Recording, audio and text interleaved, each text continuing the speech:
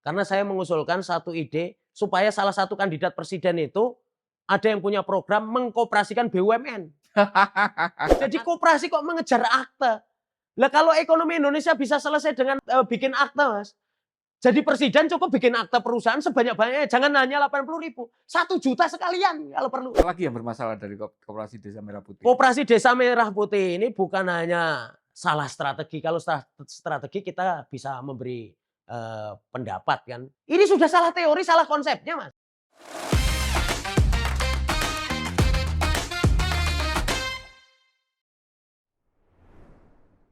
Salam Pancasila.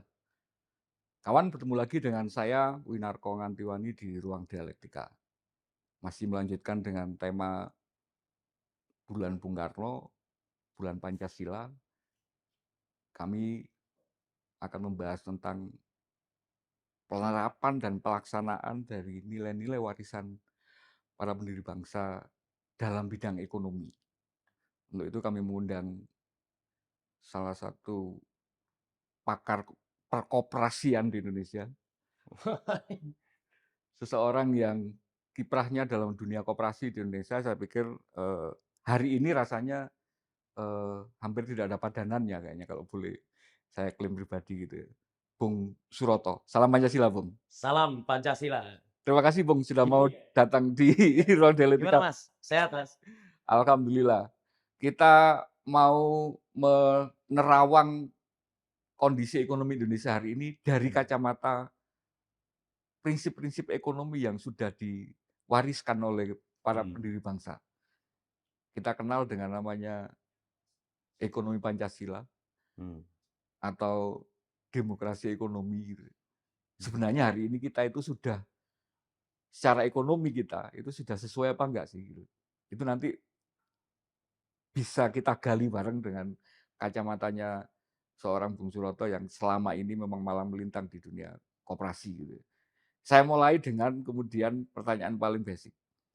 Kira-kira hari ini kalau bayangannya para pendiri bangsa ini itu tuh sudah kalau skala 1 sampai 100 kesesuaian dengan sistem demokrasi Pancasila ekonomi Pancasila atau demokrasi ekonomi itu sudah seberapa persen kira-kira? Kalau dari skala 1 sampai 100 menurut penilaian Suroto? Kalau 1 sampai 100, Mas, ya, Iya. itu nilai positif. Iya, enggak skala. Kalau skala penilaian 1 sampai 100 kita itu di level skor berapa? Untuk sudah mencapai katakanlah sistem ekonomi yang sesuai dengan prinsip-prinsip demokrasi ekonomi Pancasila. Kenyataannya malah minus, Mas. Malah minus. Iya. Jadi saya mau terangkan sedikit. Soal praktek ekonomi Pancasila. Kalau kita peras, kata Bung Karno, kalau Pancasila itu diperes itu kan keluarnya kan Eka Sila, gotong royong. Sekarang digotongnya di mana, yang diroyong apanya kan gitu. Nah sekarang ini prakteknya kan kita lihat praktek dan akibat kenyataannya kan ya 4 anggota keluarga ya konglomerat asetnya sama dengan 100 juta dari rakyat Indonesia yang termiskin. Itu gotong royongnya di mana, Mas?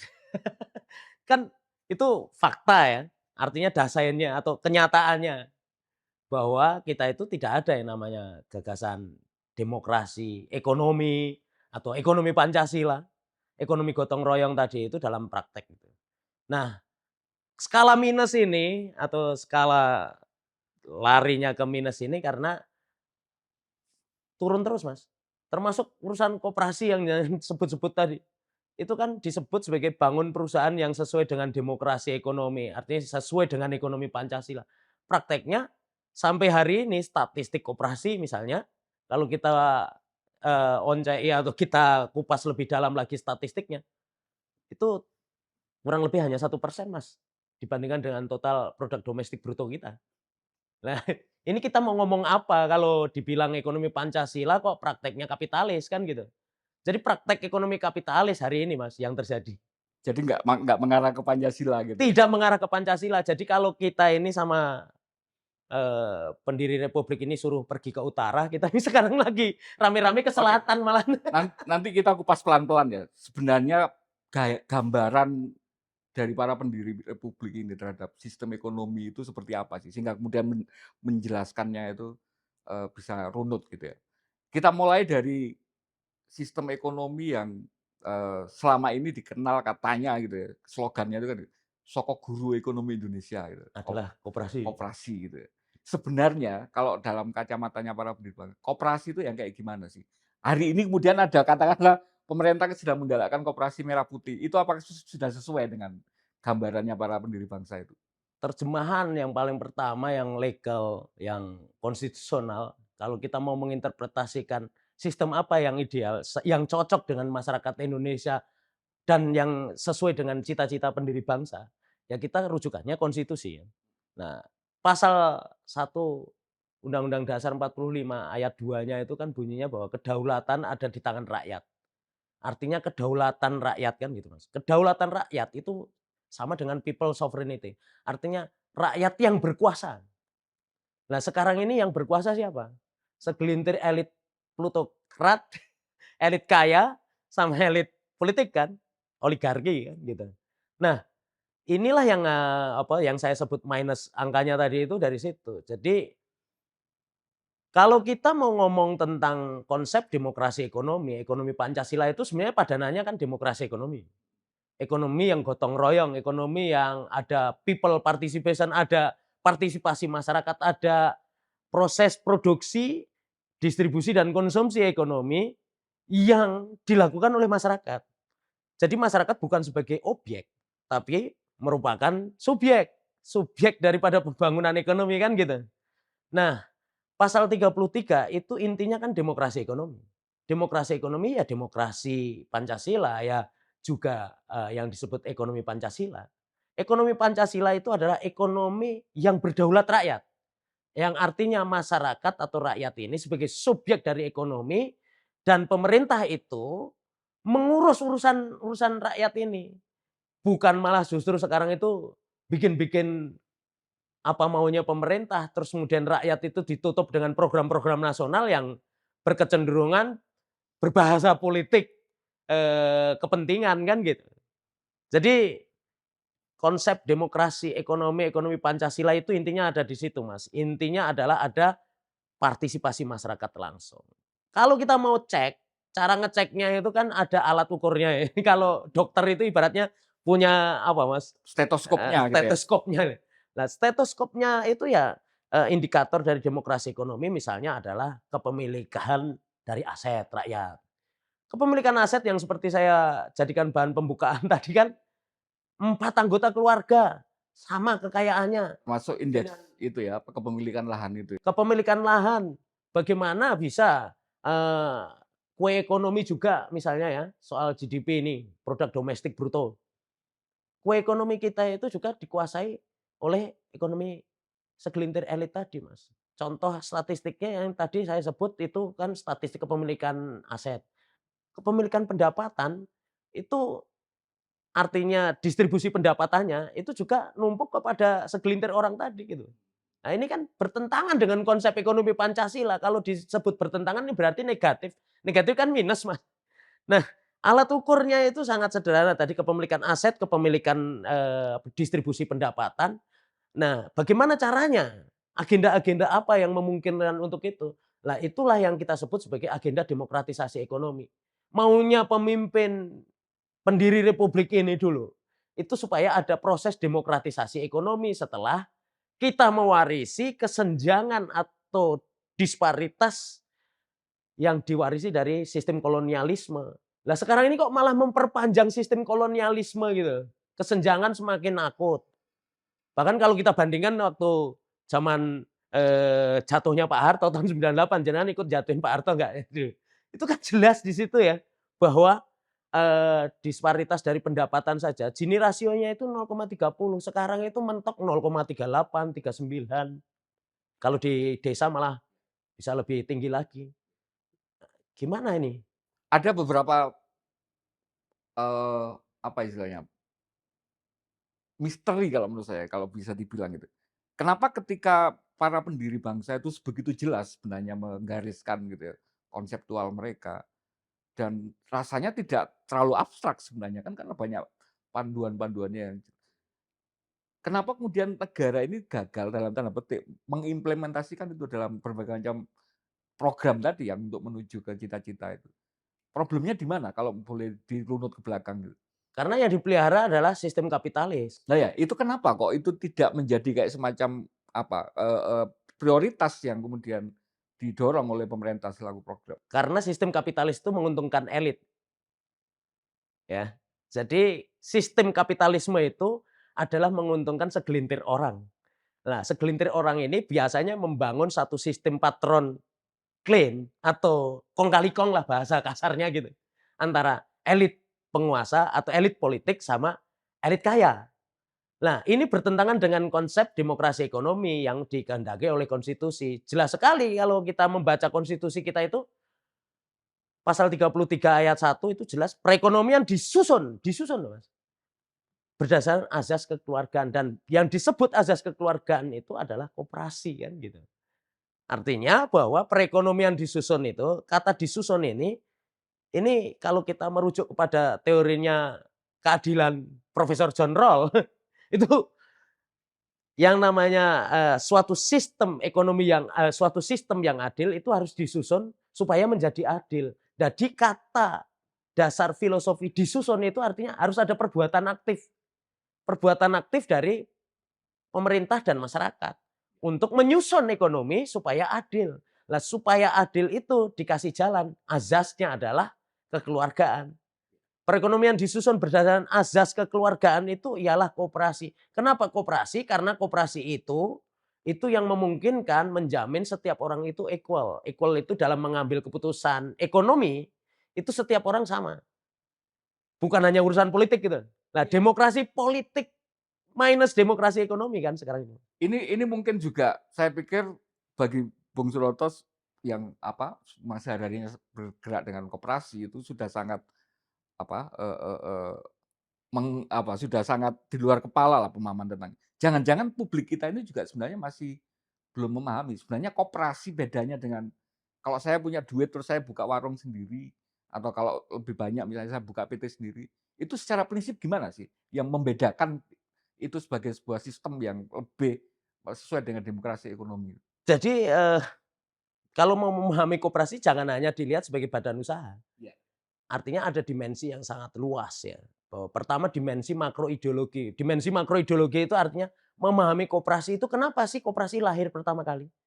Koperasi itu sebetulnya itu bukan idenya Bung Hatta. Iya. Tapi Bung Hatta mempelajari praktek dari koperasi yang ada di Eropa waktu itu. Nah, terus kemudian dicocokkan dengan kondisi sosial ekonomi masyarakat Indonesia. Rasanya Oh, sesuai gitu ya. sesuai kan gitu. Sesuainya di mana? Karena ada gotong royong, ada kekeluargaan. Yang digambarkan azas kekeluargaan itu adalah hidupnya orang-orang di taman siswa kan gitu. Nah, itu yang disebut dengan demokrasi ekonomi itu kan di situ Mas. Dipelajari dalam konteks koperasi itu adalah ekonomi berkeadilan. Lahirnya koperasi itu tadinya itu 28 orang buruh Rochdale di Inggris, mereka itu bekerja di pabrik, pabrik kapitalis. Yang di mana di situ mereka mengusulkan untuk perbaikan gaji saja tidak bisa. Perbaikan lingkungan kerja tidak bisa. Bahkan mereka mengusulkan supaya kerja tidak 18 jam. Itu tidak bisa, Mas. Sekarang orang bekerja bisa 8 jam itu salah satu upaya perbuatan perjuangan dari orang gerakan koperasi di Inggris waktu itu. Yang bergabung dengan gerakan trade union atau buruh kan gitu. Sehingga orang itu bisa bekerja 8 hari. Nah, perbaikan-perbaikan nasib yang tidak bisa dilakukan ini kemudian dituangkanlah dalam konteks mikronya adalah melalui perusahaan yang mereka kelola sendiri, mereka modali sendiri, mereka miliki sendiri, dan mereka kendalikan. Dan hukumnya kan sudah jelas, Mas. Apa yang tidak Anda miliki tidak bisa Anda kendalikan. Kalau gitu mereka bisa mewujudkan semua kan melalui sistem perusahaan yang mereka miliki bersama. Perusahaan koperasi itu perusahaan futuristik menurut saya. Kenapa? Karena konsumennya pun bisa menjadi pemilik, Mas. Artinya apa? Kepemilikan bukan eksklusif kepada si pemilik modal. Nah, ini konteks mikroorganisasinya. Sistem pembagian keuntungannya juga berbeda. Jadi korporasi kapitalis itu yang berkuasa adalah modal. Siapa yang menentukan keputusan perusahaan adalah pemegang. Lah kalau ini enggak, yang bekerja, konsumen bahkan ikut menentukan keputusan perusahaan. Ini kan luar biasa. Konsep yang multi pihak atau multi stakeholder ini kan luar biasa kan Mas. Tidak ada perusahaan yang secanggih koperasi yang di mana konsumennya bisa menjadi pemilik. Itu konteks mikroorganisasi, makronya berkesesuaian dengan demokrasi ekonomi. Makro ideologinya demokrasi ekonomi itu apa? Ekonomi keadilan. Ekonomi keadilan adalah ekonomi Pancasila. Jadi perwujudan dari ekonomi Pancasila disebut koperasi itu tadi artinya ada korelasi antara Ya, mikro sama makronya. nanti Break to break. saya akan minta apa Bung Suroto untuk mencontohkan masing-masing keberhasilan best practice koperasi tadi ya, yang sampai apa konsumen bisa menjadi anggota. Tapi saya agak kembali lagi mundur ke sejarah. Ketika para pendiri itu sebenarnya sudah dalam tanda petik mindset-nya sudah sangat maju seperti itu gitu ya.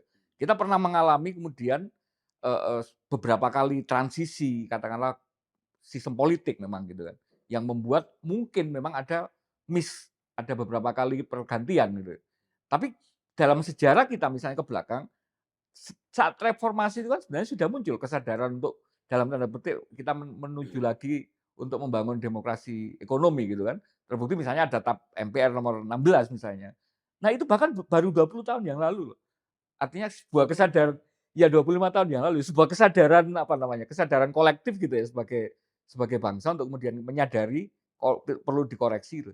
Tapi ya setelah itu presiden-presiden berikutnya kan rasanya nggak ada arah konkret ke sana. Kenapa? Lagi-lagi kenapa? Kita punya panduan, kita punya undang-undang, punya TAP MPR, kenapa nggak diterapkan itu?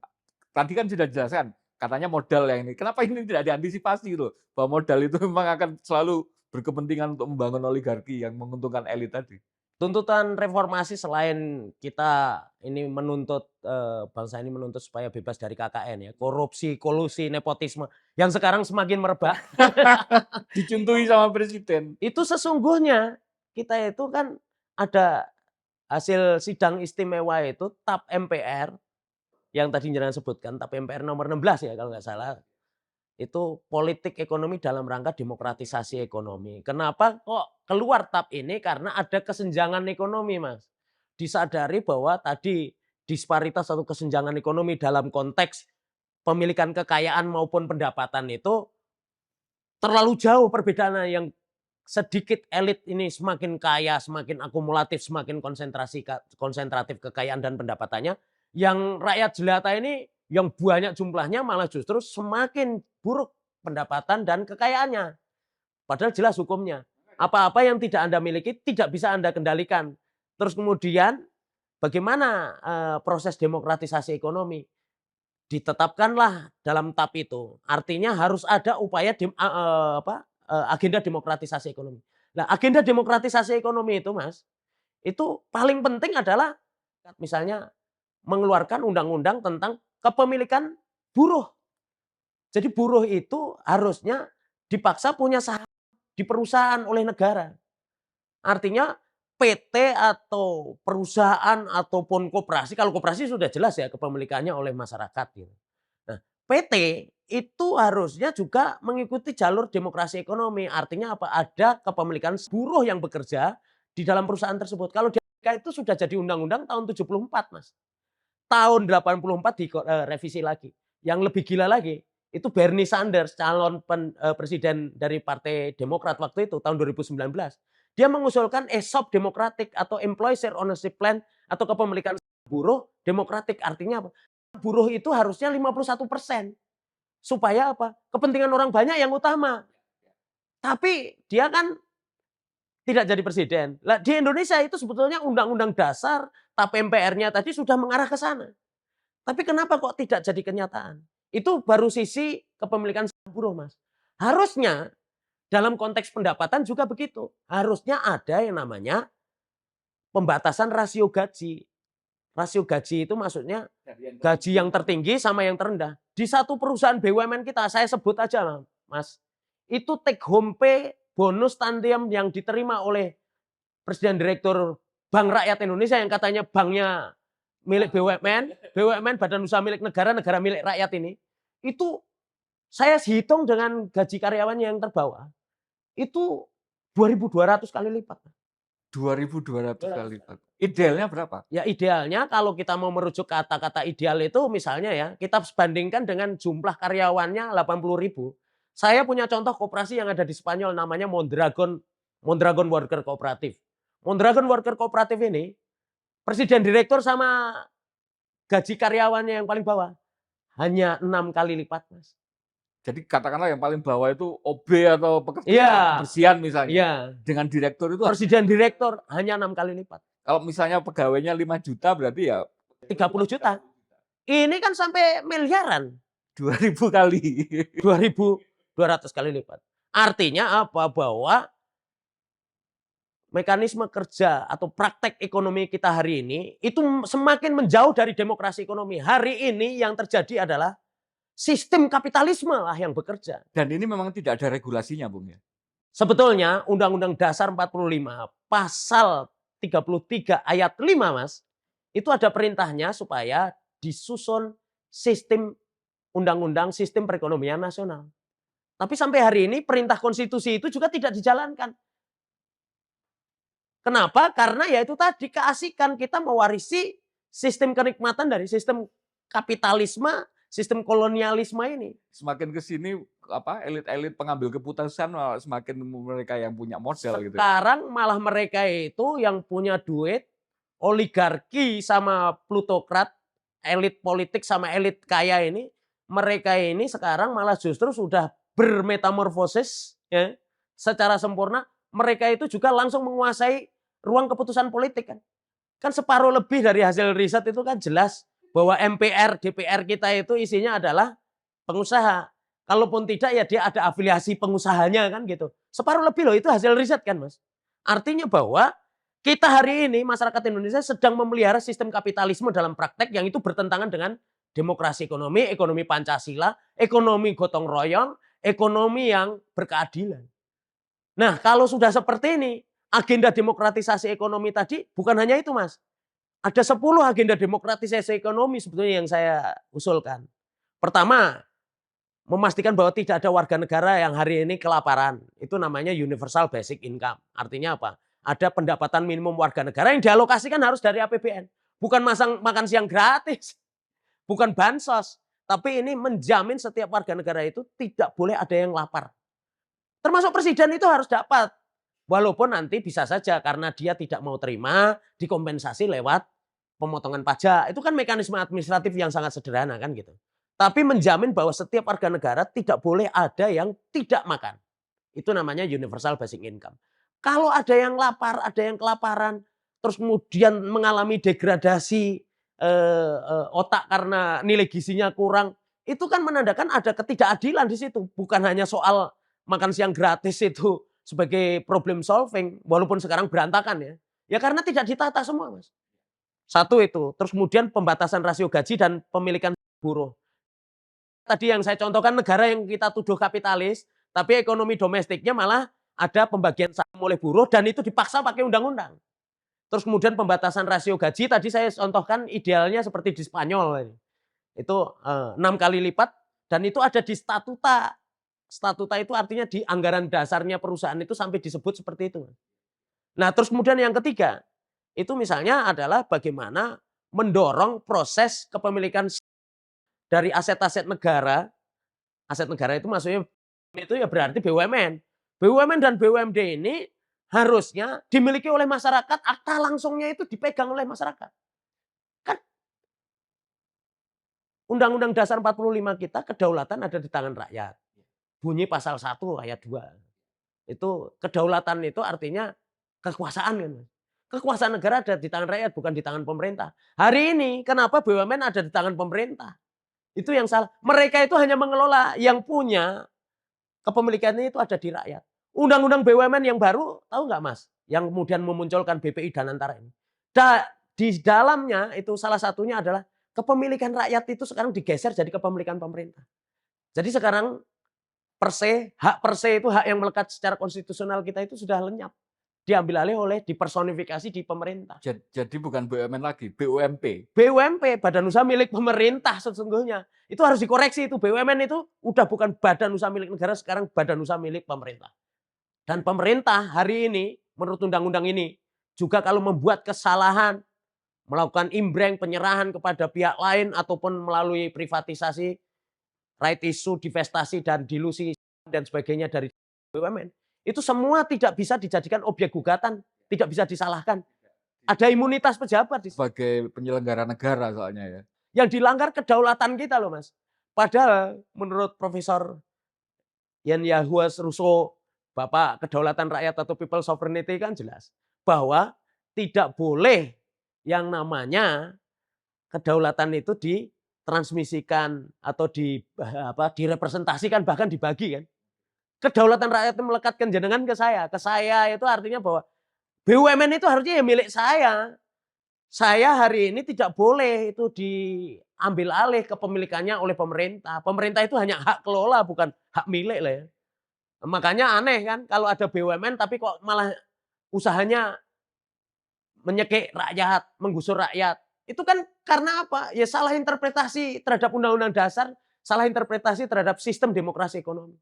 Kan banyak sekarang ini yang bunga bank, terus kemudian mencekik rakyat, terus kemudian ada lagi penggusuran oleh BUMN terhadap rakyat. Bahkan kasus agraria itu kasus-kasus agraria itu sulit sekali diselesaikan. Ini yang ngomong ini bukan mantan ya, Sekjen KPA ya, Mbak Dewi Kartika.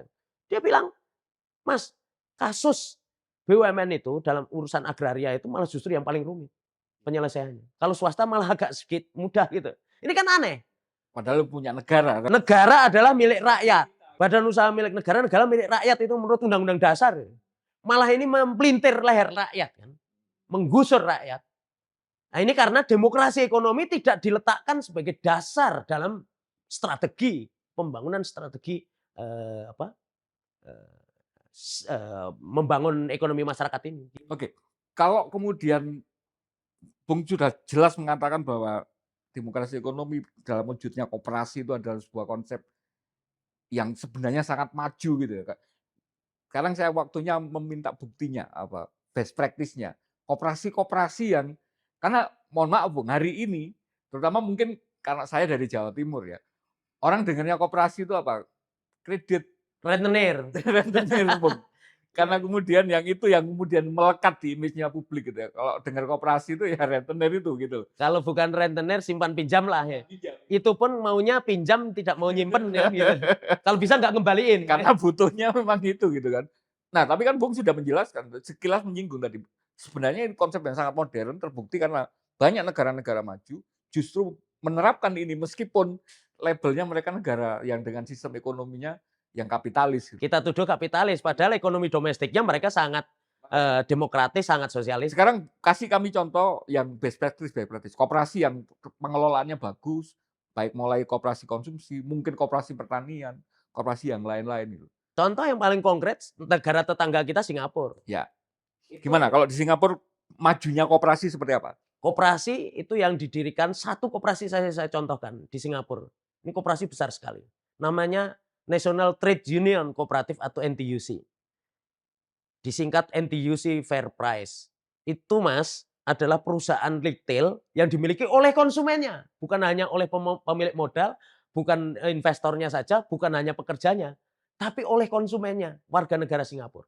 Mulainya dari satu toko kecil yang dibuka langsung oleh Lee Kuan Yew, diresmikan oleh Lee Kuan Yew. Dan di dalam tahun sejarah, berapa? Itu tahun berapa? Tahun 70-an.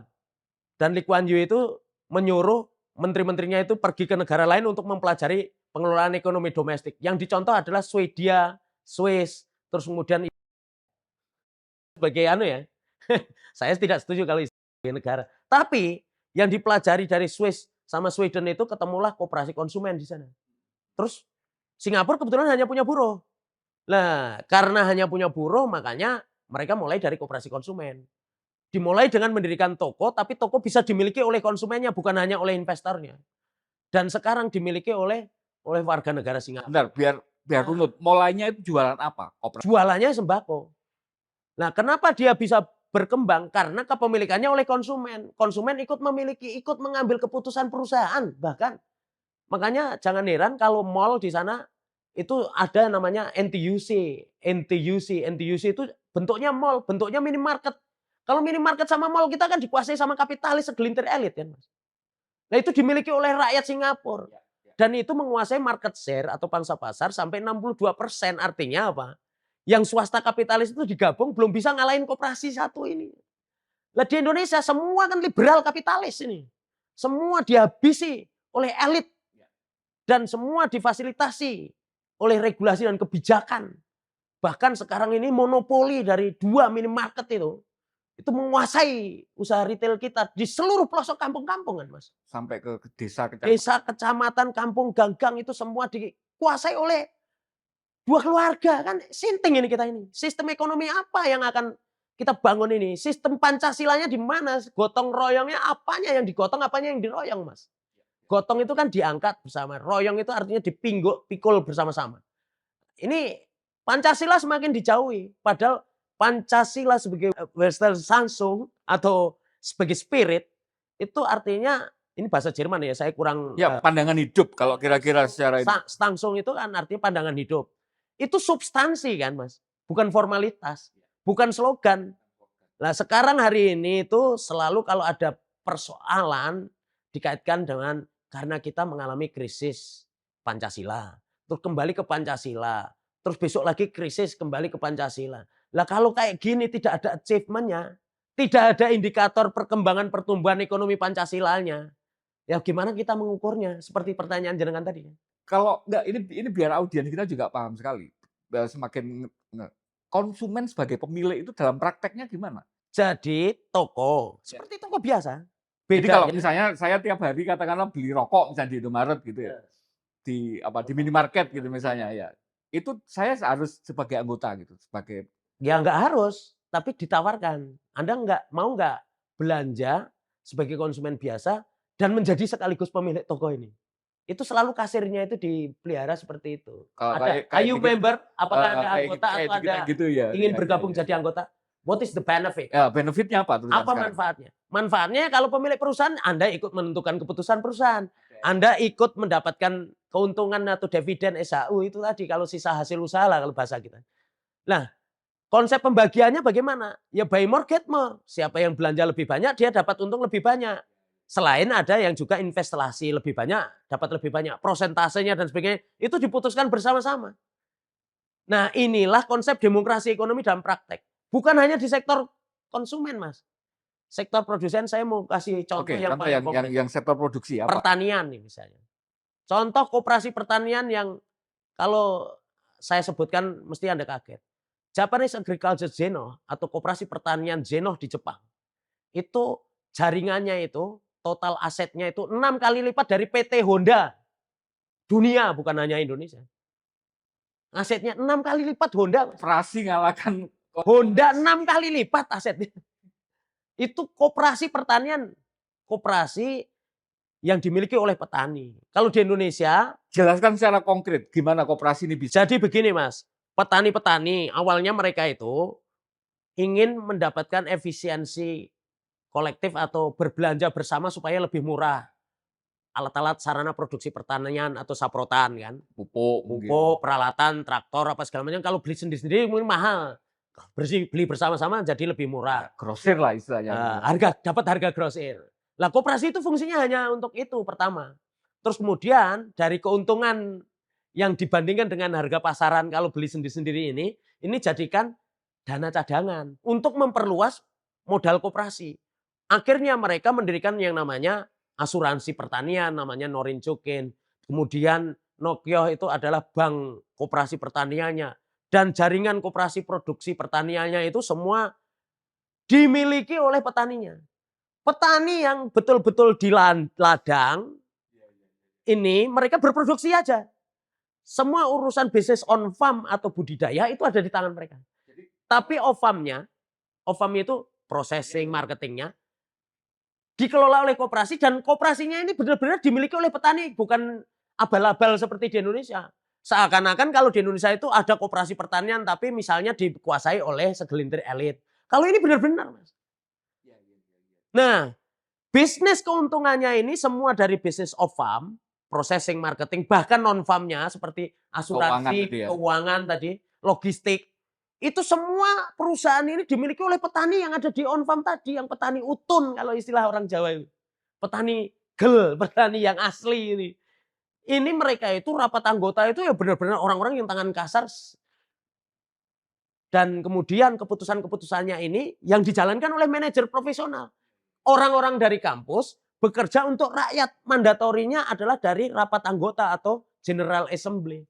Jadi pengelolaannya tetap secara profesional gitu, tapi kepemilikannya justru malah petani. Oleh petani. Mereka yang memang sudah dari hulunya ini. Dari hulu. Semua rantai nilai yang tercipta dari produksi pertaniannya. Bahkan non-farmnya. Bahkan non-farmnya itu. Banknya sampai asuransinya. Keuntungannya dimiliki oleh petani tadi ya. Kembali ke petani semua. Sehingga petani kita tidak ada lagi yang berkutat dengan soal kejatuhan harga pangan. Kalau di Indonesia setiap musim panen, setiap musim mengunduh harusnya mereka menikmati keuntungan, harganya jatuh. Sebelum jatuh pun mereka itu sudah diperes sama rentenir, sama tengkulak kan gitu Mas. Karena diijon. Karena apa? Semua dikelola secara liberal kapitalis. Tapi di sana justru sistem keuangan, asuransi. Itu ada kaitannya sama hidupnya si petani. Iya. Processing, marketing, pabrik pengolahan, pabrik pupuknya itu juga dimiliki oleh petani. Kalau saya mau contohkan di India, ini yang petaninya baru memiliki pabrik pupuk tadinya, itu namanya IFCO, Indian Farmer Fertilizer Cooperative Organization, organisasi petani pupuk India. Ini perusahaan raksasa Mas. Itu awalnya dari mereka itu petani mendirikan pabrik pupuk kecil-kecilan terus berkembang menjadi perusahaan pabrik pupuk besar. Seluruh keuntungan dari pupuknya itu sudah ada di tangan petani.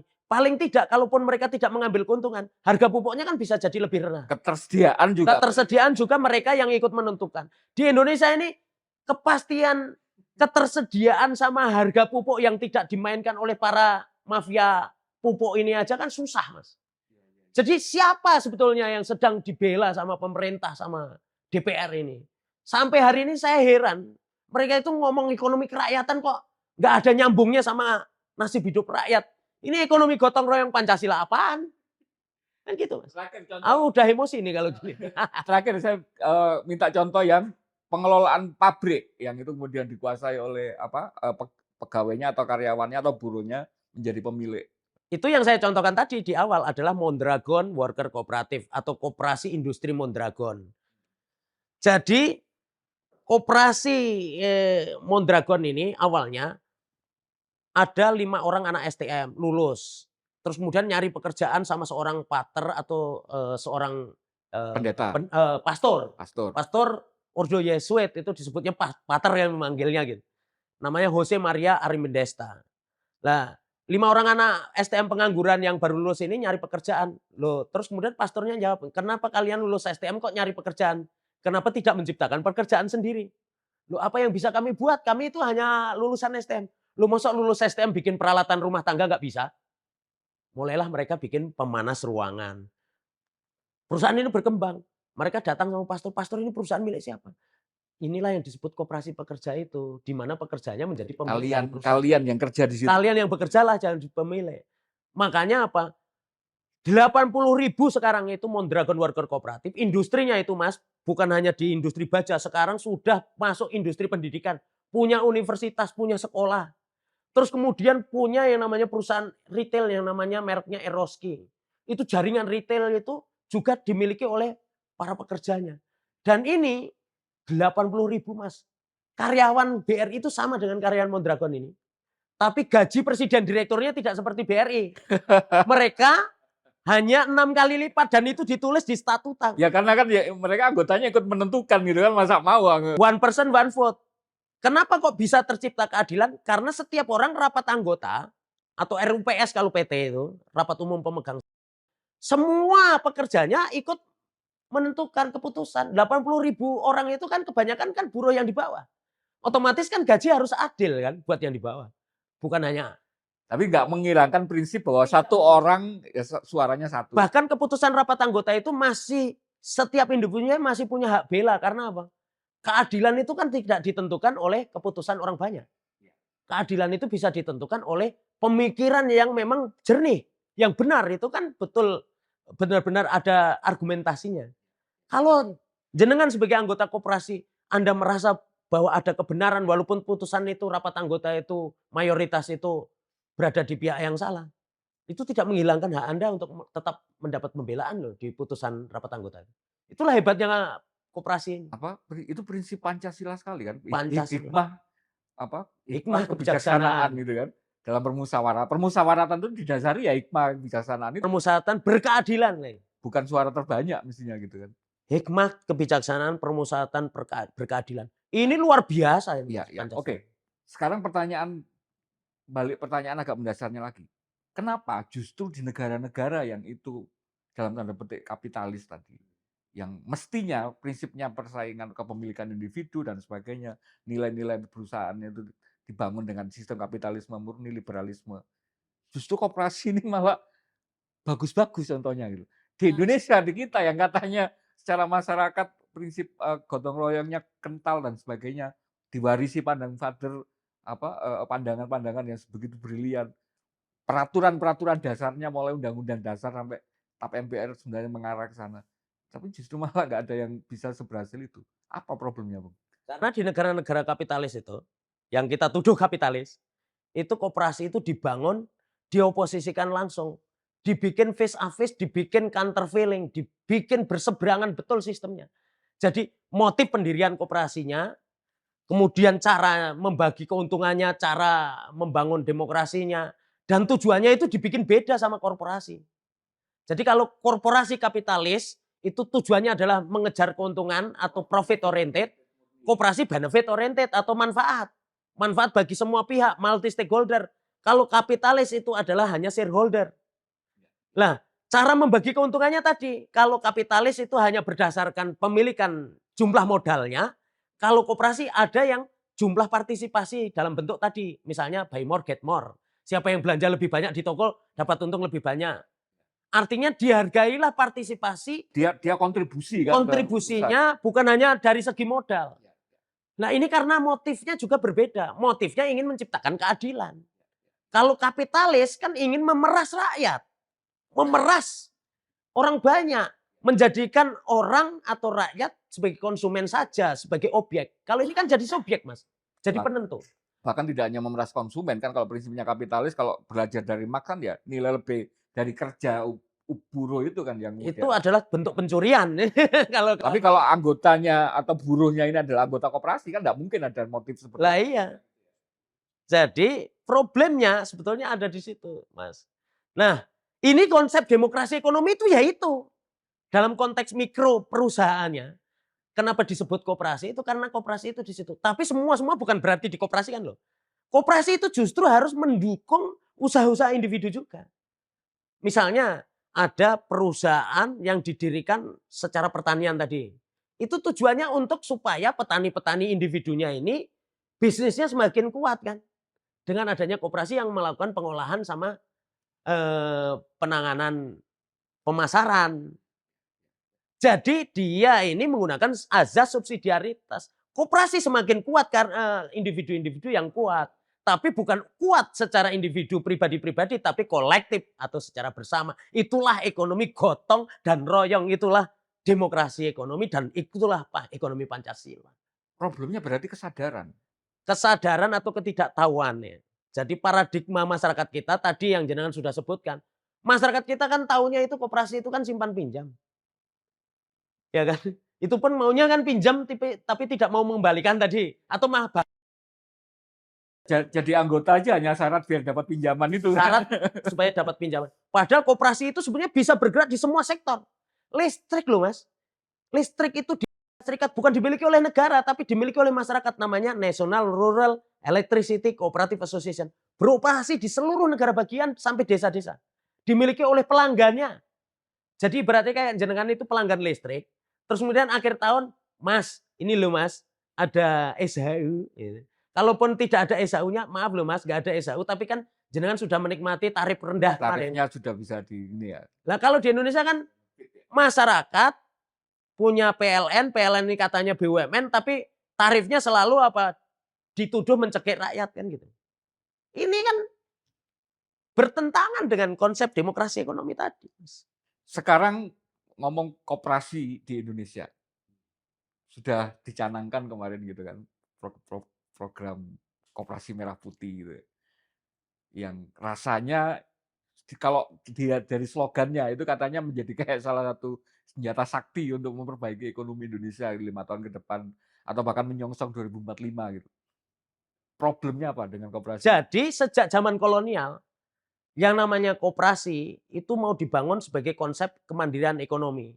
Masyarakat ingin membangun koperasi itu dari kekuatannya sendiri. Tapi pemerintah selalu intervensi. Kenapa pemerintah kolonial itu intervensi? Itu saya ambil dari buku yang namanya Ekonomi Majmuk yang ditulis oleh Yes Furnefal. Itu jelas sekali di sana bahwa koperasi itu maunya dibangun dari tabungan-tabungan masyarakat. Di kampung saya Purwokerto awalnya, Mas. Oleh De Wolf van Westerhout, asisten residen Purwokerto ini, koperasi itu dibayangkan ingin supaya dibangun seperti di Eropa. Dan ini berkecocokan nih sama masyarakat agraris di Eropa itu sama di Purwokerto kampung saya ini kan agak pertanian kan.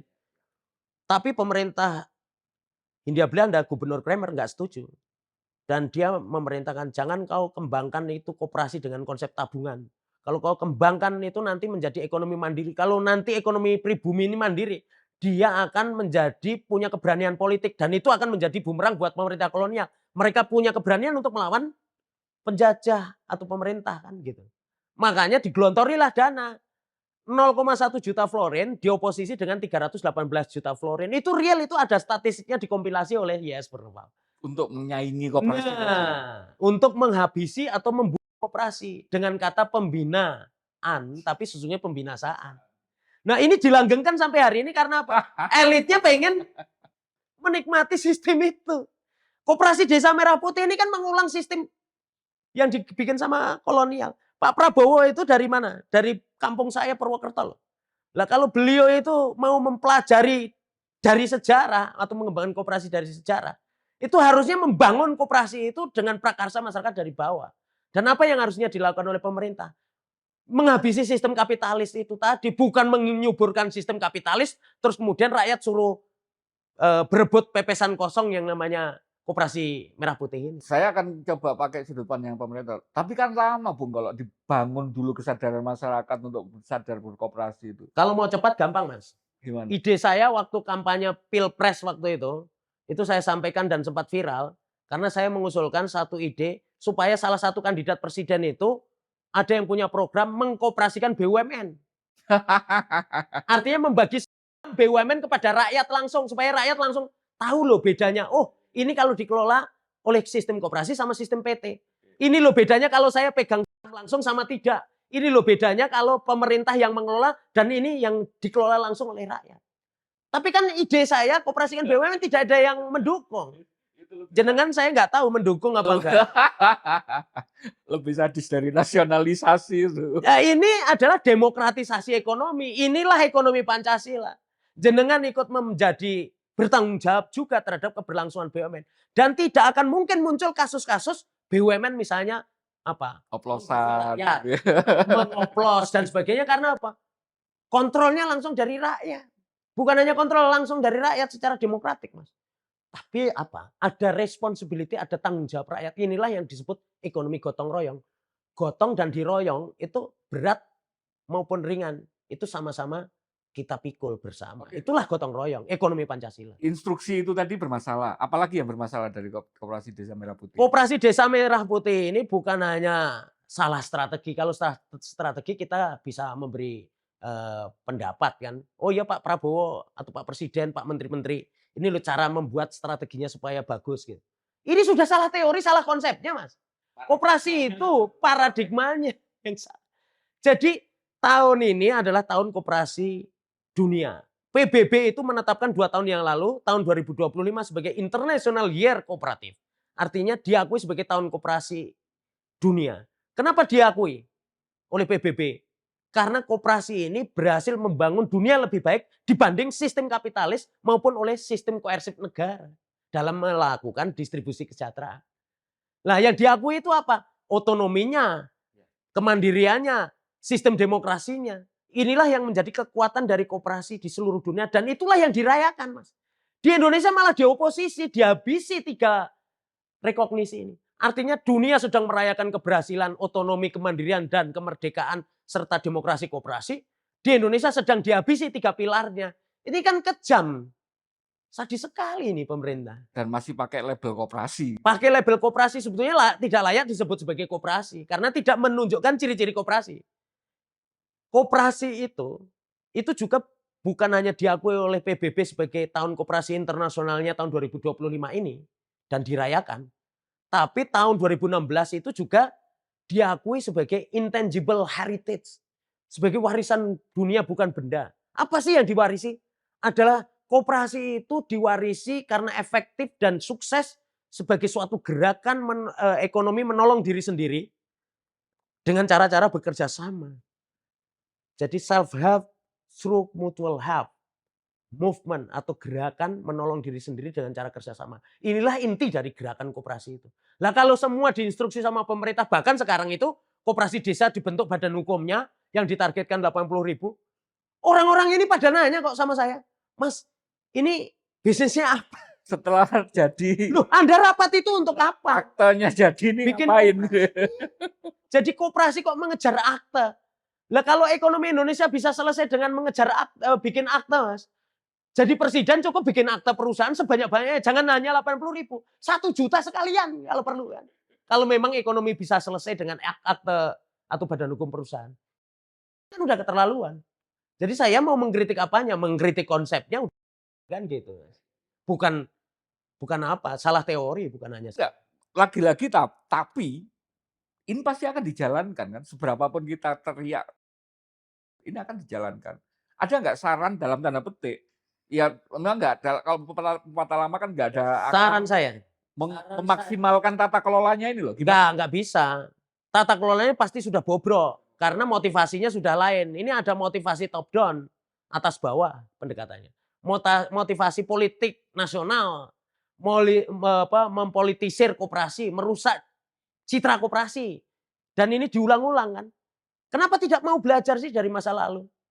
Kan KUD itu ketua untung dulan dulu akhirnya jadinya plesetannya kan. Itu juga karena top down dibangun oleh pemerintah, pakai impres juga. Instruksi presiden. Nah sekarang era reformasi, era demokrasi, impres masih jajikan dasar hukum untuk membuat kebijakan. Impres ini juntrungannya kan hanya kepada menteri, pejabat kan yang boleh diinstruksi. Rakyat tidak boleh diinstruksi sama presiden. Impres itu kan ditujukan kepada menteri-menteri. Ya, ya. Nah, kalau menteri-menteri ini misalnya ditolak sama rakyat, kami tidak mau bikin koperasi desa. Kami maunya itu bikin koperasi yang benar, bukan koperasi yang seperti ini. Kalau seluruh rakyat ngomong seperti itu ya selesai kan. Wibawa presiden sama menteri-menteri nggak ada.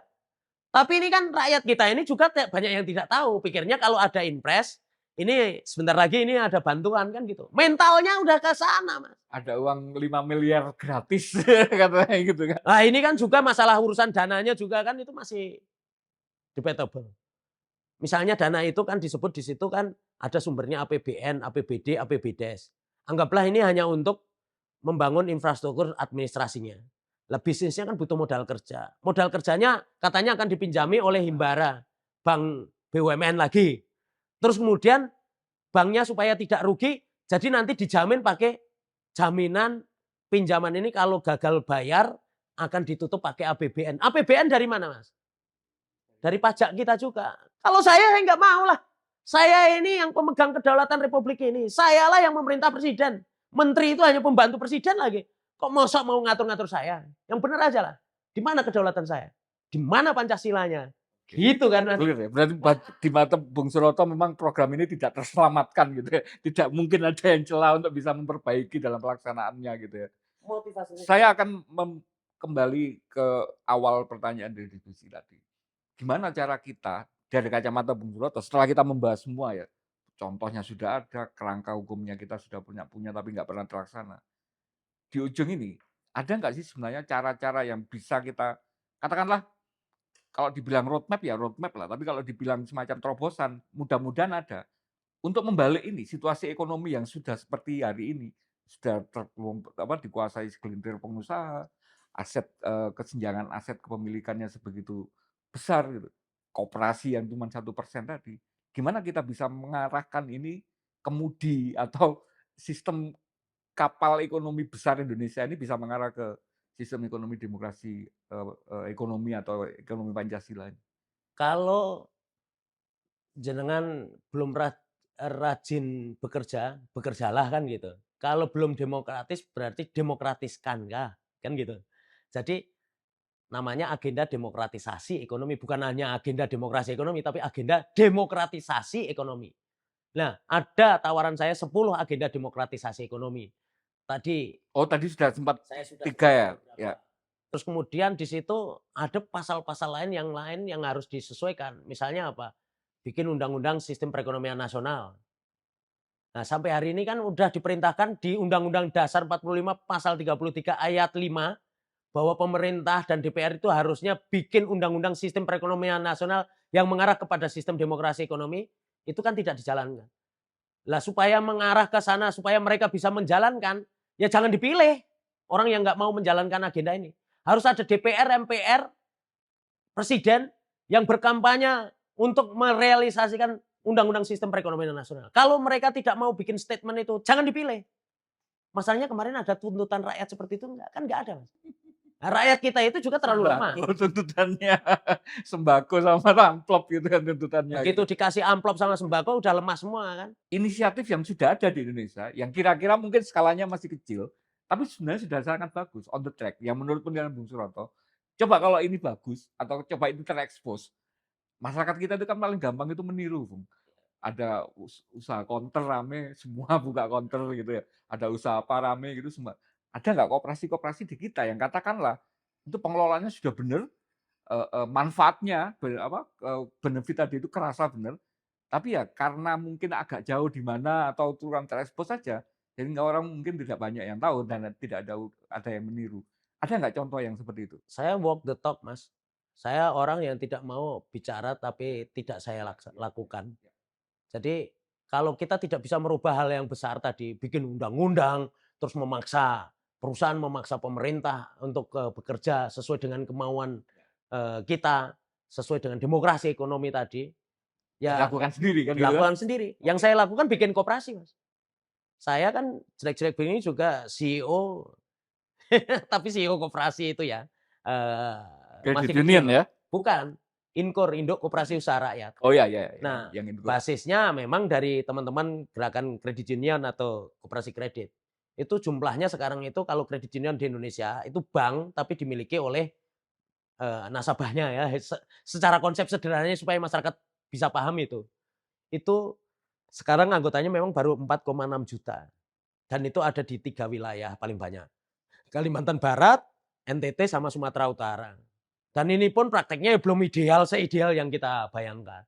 Terus kemudian saya menyodorkan yang namanya konsep sama teman-teman ini menyodorkan satu konsep yang namanya spin off atau pemekaran ke koperasi sektorial. Kami membangun koperasi pertanian, koperasi konsumen. Di mana? Kalau yang pertanian di mana, yang konsumen di mana? Pilotiknya kita paling banyak memang baru di Kalimantan Barat. Tapi sekarang sudah ada yang aktif itu 12 koperasi. Dari 12 koperasi ini yang konsumsi. Ada konsumennya, toko tapi dimiliki oleh anggotanya tadi, oleh konsumennya, terus kemudian ada lagi koperasi pertanian yang dimiliki oleh petaninya. Kami bisnisnya juga dari kecil-kecilan, Pak, tapi juga ada hotel, ada sekarang ini juga sekolahan juga dimiliki oleh anggota koperasi. Terus kemudian Kelingkumang namanya ya, itu Institut Teknologi Kelingkumang itu juga dimiliki oleh gerakan koperasi. Ini contoh-contoh atau best practices. Sudah punya kampus ya? Universitas. Sudah ada mahasiswanya, sudah mau lulus ini yang pertama. Lagi-lagi ini dimiliki oleh koperasi, kelembagaannya. Lembagaannya dimiliki oleh koperasi atau oleh gerakan. Yang koperasi ini anggotanya adalah kalau Kelingkumang sendiri itu 210.000. Baru 210.000. Maunya saya itu 270 juta rakyat Indonesia paham apa itu sistem koperasi dengan cara sederhana memahaminya. Yang konsumsi dan kemudian melakukan reformasi. Yang konsumen tadi bisa nggak ngalahkan minimarket nasional ini? Loh ya bisa lah. Tapi kan kamu mulai harus dari contoh konkret kecil. Bukan, makanya yang sudah jalan di Kalimantan itu dalam praktiknya sudah bisa ya nggak mengalahkan lah mungkin, tapi menyaingi. Sudah hidup, Mas. Sudah hidup dan bisa menggaji dan tidak rugi itu. Artinya itu kan di tengah sistem kapitalis ini pun. Iya. Artinya ya walk the talk-nya bener jalan gitu kan. Iya, karena rakyat Indonesia ini kalau orang Katolik itu bilangnya itu mirip-mirip Thomas semua. Jadi percaya kalau sudah dilihat kan gitu. Jadi seperti itu. Kalau orang Islamnya kan konsep koperasi ini kan konsep ekonomi berkeadilan. Ini mungkin ya informasi juga kan buat audiens kita bahwa ya kalau mau lihat contohnya nggak harus jauh-jauh ke Nggak usah jauh-jauh ke Spanyol, ke Jepang, ke Singapura, Singapura, ke di Kalimantan Barat. Kalimantan Barat itu ternyata sudah jalan lah mulai ini gitu. Mungkin saya membayangkan itu kayaknya yang paling realistis dibandingkan dengan nunggu legislatif yang revolusioner, legislatif yang mementingkan kepentingan rakyat atau intelektual organik yang bisa mengawal Mesias semua atau ini. nabi baru yang kita Rasanya harap datang. atau justru yang paling fatal tadi ya cuma berdoa aja. Saya pikir mengeksplorasi, mengelaborasi praktek-praktek terbaik tadi itu bisa menjadi opsi gitu. Kita kita apa namanya, kampanyekan bareng-bareng bahwa ini sudah ada yang sudah jalan gitu. Sayangnya tapi memang agak jauh gitu di Kalimantan Barat gitu. Ya kalau mau dekat malah ke Singapura, Mas. Saya bisa fasilitasi untuk mengunjungi itu. Makanya Kapan ada waktu jenengan kontak saya.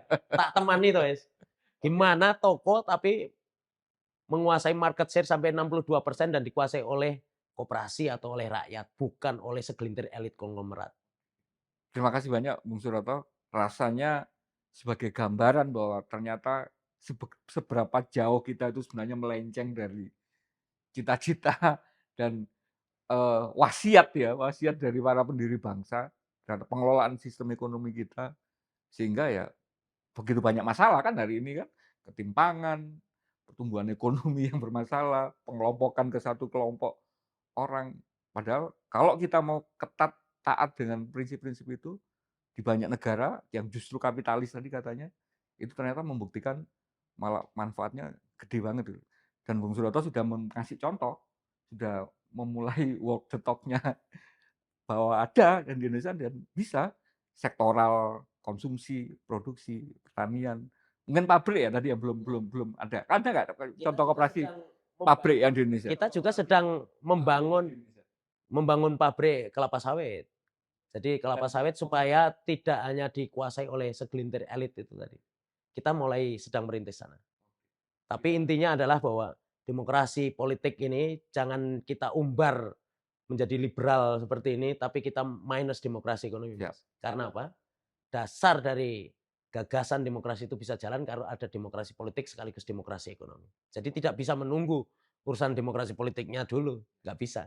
Demokrasi ekonomi bisa kita praktekkan. Menunggu Godot kalau kayak gitu, nggak akan nyampe. Jadi intinya demokrasi politik tanpa demokrasi ekonomi itu hanya akan melahirkan satu sistem oligarki atau sistem plutogarki ya, elit kaya dan elit politik yang berkuasa seperti hari ini. Kita harus reformasi total melalui agenda demokratisasi ekonomi. Gitu, Mas. Terima kasih banyak. Sip. Kita ketemu di ronde berikutnya. Salam Pancasila, Bung. Salam Pancasila. Kanal Esa.